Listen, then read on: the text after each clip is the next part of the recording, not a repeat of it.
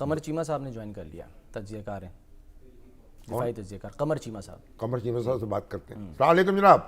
चीमा साहब ये बताइए कि ये तो एक बड़ा एक अनफॉर्चुनेट मामला हो गया, इस कदर तलखी पैदा हो गई, सफारती ताल्लुकात जो हैं वो मुनक़ते हो गए, तो क्या हुआ, क्या है ये, क्या इसको मैं यानी किस तरह आप इसको एनालाइज करेंगे?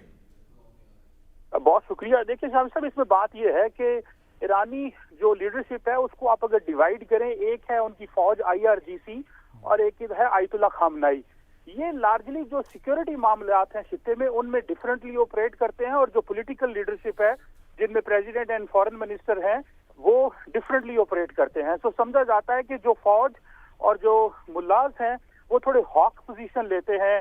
आप देखें कि इस खित्ते के हवाले से उलमा जो हैं, हम जी मुल्लाज और जो फौज है उनकी IRGC, अगर उलमा कह लें तो अच्छा है जी, वो उलमा कह लेते हैं। तो एक तो इसमें ये पॉइंट है। दूसरा पॉइंट इसमें शामी साहब ये है कि इजराइल के हवाले से बड़ा प्रेशर है, क्योंकि ईरान की जो सारी की सारी जो कंस्ट्रक्शन है, जो सोसाइटी की कंस्ट्रक्शन है या खित्ते में जो सिक्योरिटी के हवाले से उनका जो फ्रेमवर्क है वो ये कहता है कि ईरान जो है वो इजराइल के खात्मे की बात करता है और मुसलमानों की यकजहती की बात करता है, लेकिन ईरान कुछ कर नहीं सका इस हवाले से। सो एक प्रेशर था ईरान की लीडरशिप के ऊपर, ईरान की फौज के ऊपर। तो वो समझते हैं कि अगर हम इस चीज को डाइवर्ट कर लेंगे तो शायद एक ये भी चीज है। तीसरा, हमारा एक 2013 का सिक्योरिटी एग्रीमेंट है ईरान के साथ, उसकी भी वायलेशन की गई है। और मैं समझता हूँ, देखें 2 दिन पहले तो ईरान के जो चार्ज डी अफेयर हैं फॉर अफगानिस्तान वो आए हुए थे पाकिस्तान।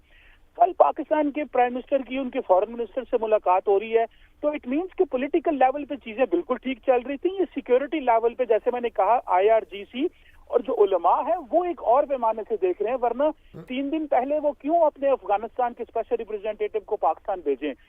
मैं समझता हूँ कि ये अगर पॉलिटिकल, और फिर सामी साहब आपको इस चीज का भी पता है कि कुलभूषण यादव को अगर हो, वो कहाँ से आया था? वो जाहिर बात है ईरान से आया था, और हमने इस हवाले से बात भी की है। बहुत सारी जो बलोच अस्करियत पसंद जमाते हैं वो भी अफगानिस्तान ईरान में जो है वो ऑपरेट कर रही हैं, और पाकिस्तान ने उस हवाले से बहुत दफा ईरान को बताया, लेकिन पाकिस्तान डिप्लोमेटिक एंड पॉलिटिकली उसको हल करता है। कभी इस तरह का माहौल पैदा नहीं किया ईरान के साथ। मतलब ईरान से भी तो इस तरह की शिकायत आती रहती है ना कि पाकिस्तान में कोई ऐसी इंतहा पसंद तंजीमें मौजूद हैं जो वहाँ हमले करती हैं, और ये उनकी भी वो भी ये गिले शिकवे करते रहते हैं। जी शामी साहब, बिल्कुल करते रहते हैं, और इसी के लिए हमारा 2013 का सिक्योरिटी एग्रीमेंट है कि उसके लिए जो वो ईरान की पार्लियामेंट ने जारी बात है उसको साइन किया हुआ है। मैं समझता हूँ कि इन्हीं तहफुजात को दूर करने के लिए जो चैनल्स हैं उन चैनल्स का रास्ता लेना चाहिए। अगर ईरान भी इंडिया जैसा रास्ता इस्तेमाल करेगा तो फिर पाकिस्तान के पास क्या चॉइस रह जाती है? अब आप देखें पाकिस्तान का जो सिक्योरिटी एंड पॉलिटिकल एनवायरनमेंट है उसके अंदर आप देखें कि पाकिस्तान अगर अब जवाब नहीं देता तो लोग कहेंगे क्या पोजीशन आएगी। अब एक पाकिस्तान एक डिप्लोमेटिक रिस्पांस दिया है, बाकी रिस्पांस के हवाले से कई दफा हुकूमत पे प्रेशर भी आता है, अथॉरिटीज पे प्रेशर आता है। सो मैं समझता हूँ कि ईरान के जो हॉक्स हैं उन्होंने पाकिस्तान को कॉर्नर कर दिया है कि वो स्वयं माहौल को गर्म करने की और हमारे पास कोई चॉइस नहीं रह जाती। वरना मैंने जिस तरह कहा कि डिप्लोमेटिक एंड पॉलिटिकली जब पाकिस्तान ये कहता है कि जो ऑर्गेनाइजेशंस अफगानिस्तान में ईरान में ऑपरेट कर रही हैं उसके हवाले से Pakistan political and diplomatic channels पे बात करता है, तो ईरान को भी उसी अंदाज से करनी चाहिए थी। ईरान और पाकिस्तान मिलके उनके खिलाफ अगर कोई ऐसे ग्रुप थे तो उनके खिलाफ कार्रवाई करते। बिल्कुल दुरुस्त बात है। ईरान और पाकिस्तान को एक दूसरे पे एतमाद करना चाहिए और एक दूसरे के साथ मिलकर ये जो दहशत गर्द है उनका मुकाबला करना चाहिए।